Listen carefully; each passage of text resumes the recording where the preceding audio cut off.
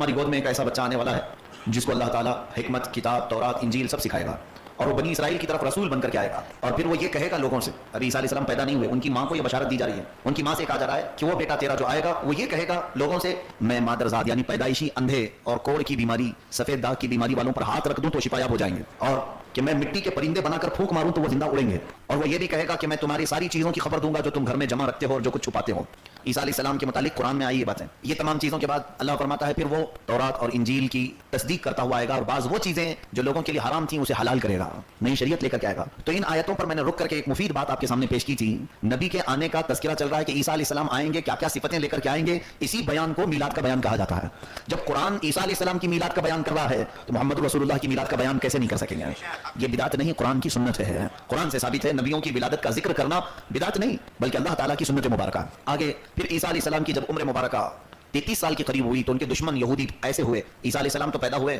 آئے be be مریم کی گود میں پرورش ہوئی، جب جوان ہوئے اور آپ ایک حق مذہب کی طرف لوگوں کو بلانے لگے، کیونکہ یہاں پر بھی وہی بات ہوتی ہے جو ابھی میں نے شروع میں کہا، گیپ جب بڑھ جاتا ہے تو بیماریاں زیادہ آتی ہیں، ڈسٹینس جب لمبا ہو جائے تو گمراہی بڑھنے لگتی ہے، دو نبیوں کے بیچ میں اگر لمبا وقفہ آ گیا تو پھر وہ قومیں گمراہ ہونے لگتی تھیں۔ اکثر انبیاء کرام علیہ السلام لمبے گیپ میں نہیں آئے، ایک نبی آئے، اور کبھی کبھار تو ایسا ہوا کہ ایک ہی زمانے میں 1000 سے زیادہ نبی رہے ہیں، وہ علاقے کے اعتبار سے نبی تھے، ان کو ایک ایک ملک کا نبی بنایا گیا، کسی کو کسی محلے کا نبی، کسی کو گاؤں کا، کسی کو شہر کا، اور کچھ نبی ایسے آئے جو صرف ان کے خاندان کے لیے نبی بن کے آئے۔ سب نبیوں کو الگ الگ ایک حد دی گئی ان کے تبلیغ کی، لیکن جہاں ایک نبی کے جانے کے بعد دوسرے نبی کے آنے میں ٹائم لگا، اتنے ٹائم میں بہت ساری قومیں گمراہ ہونے لگیں، اپنے اپنے خیالات سے کچھ نہ کچھ پوجا پاٹ شروع کرتے ہیں یا تو پھر غلط رسمیں اپنی طرف سے گڑھ لیتے ہیں۔ سب سے لمبا جو گیپ آیا وہ ہمارے آقا صلی اللہ علیہ وسلم اور حضرت عیسیٰ علیہ السلام کے بیچ کا ہے، 570 سال، عیسیٰ علیہ السلام کے جانے کے 570 سال کے بعد محمد رسول اللہ صلی اللہ علیہ وسلم کی ولادت پاک ہوئی۔ تو اب یہاں پر 5-10 سال چھوڑنے پر قوم گمراہ ہوتی ہے، 500 سال چھوڑنے کے بعد کیا کیا ہو گیا ہوگا؟ جو حق عیسائی مذہب تھا وہ بھی ختم ہو چکا تھا، جو حق تورات تھی وہ بھی ختم ہو گئی تھی، جو حق زبور تھی وہ بھی ختم ہو گئی، انبیاء کی تعلیمات ختم کر دی گئی تھیں۔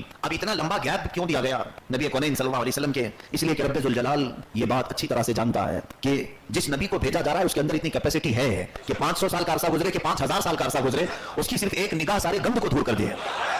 تو یہاں پر نبیوں کے بیچ میں کا جو عرصہ ہوتا ہے یہ لوگوں کو اکثر گمراہی کی طرف لے جاتا ہے۔ کوئی گائیڈ اگر نہ ہو، کوئی دعوت دینے والا اگر نہ ہو تو قوم گمراہ ہوتی ہے۔ ظاہر سی بات ہے اس میں نماز پڑھنا کس کو نہیں آتا، تقریباً بچپن سے سب نماز پڑھ رہے ہیں، پھر آپ نے امام رکھا کیوں؟ اپنی اپنی نمازیں خود پڑھ لیتے، اپنی اپنی نمازیں پڑھ کر چلے جاتے۔ ایک امام ایسا کیوں رکھا جاتا ہے کہ پھر وہ جمعہ یا کسی اور موقع پر لوگوں کو بیان کر رہا ہے، دعوت دے رہا ہے؟ یہی میرے آقا صلی اللہ علیہ وسلم کی سنت مبارکہ ہے کہ جو قوم عالم سے خالی ہوئی، داعیہ دین سے خالی ہوئی، وہ پوری قوم گمراہ ہو جاتی ہے، پوری قوم گمراہ ہوتی ہے، کیونکہ شیطان کی طاقتیں اس کے اوپر جاری ہیں، وہ کوشش پر کوشش کرتا جاتا ہے، اور ادھر ایک عالم ربانی اللہ اور اس کے رسول کا خوف دلاتا جاتا ہے، تو دونوں چیزیں ایک توازن برقرار رہتا ہے۔ بہت سارے ایسے ہیں جو گمراہ ہونے سے بچ جاتے ہیں، اللہ جس کے مقدر میں رکھے۔ میں یہ عرض کر رہا تھا عیسیٰ علیہ السلام تسلیم کے